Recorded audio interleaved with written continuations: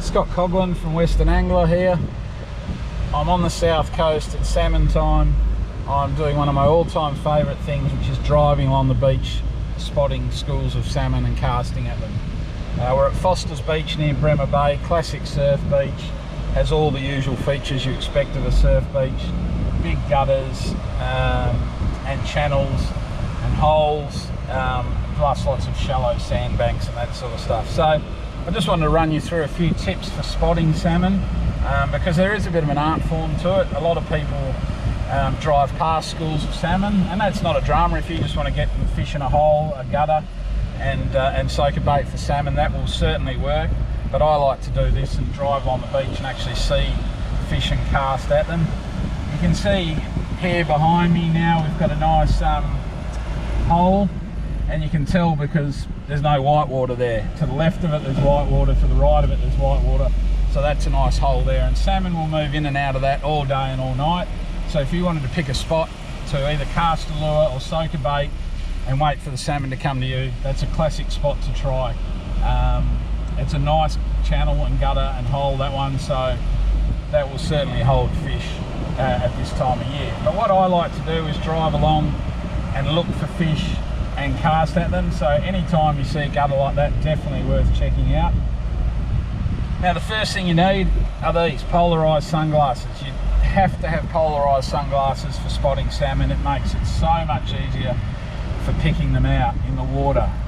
When it comes to picking them out, there are a lot of things you can look for. Sometimes you'll see a big black school, you can't miss it, and that will be an obvious school of hundreds or thousands of salmon. It will just be a large, dense black shape. Sometimes you'll see a black shape and think it's a school, but it'll be weed. But if you sit and watch it for a few minutes, it will move if it's a school of salmon, and you'll know you're onto something. But you'll also get smaller groups. You'll get individual fish, you'll get pods of 10, 20, 30 fish cruising along, and you can actually pick them out in the waves as well. One of the things I like to do, obviously when the sun is a bit higher, is a better time for spotting fish, and you want a nice clear day. Clouds are the bane of spotting schools of fish and sight casting for salmon, which is what I really enjoy doing, especially on these south coast beaches. They're so beautiful, and along the west coast, south of Perth as well. You can use the sun to your advantage. Early morning on the west coast is great when the sun is rising in the east. If you get a nice sunny early morning, you can look out and you look into the waves. So if you sit here, you'll watch the waves come up, and you can actually look into those waves and you'll see fish swimming through the waves. So you're not always going to see those big schools that just jump out at you. Sometimes you're going to have to be looking really intently, and you'll see fish in the waves cruising along, and sometimes the waves come up and you'll just see a carpet of salmon in there. Also, just looking for anything that catches your eye in close. It could be little dark patches. Salmon will throw off little shadows onto the sand.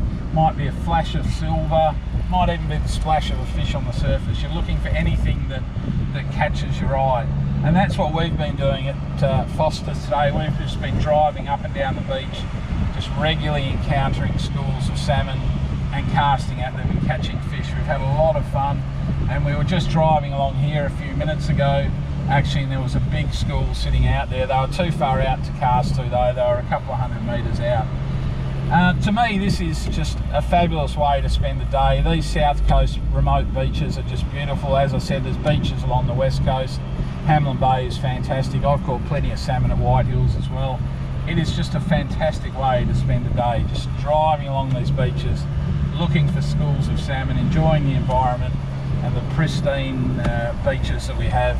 Fantastic fun, and the bonus of it is, yeah, you catch these amazing big sport fish that are just fantastic to catch, fight well, jump, fight clean as well. So yeah, if you haven't ever done anything like this, I highly recommend it. And as I said, put a bit of thought into spotting the fish, because there is a bit of an art to it, but once you get the hang of it, you'll get a lot more out of your salmon fishing as well when you can sight them and cast at them.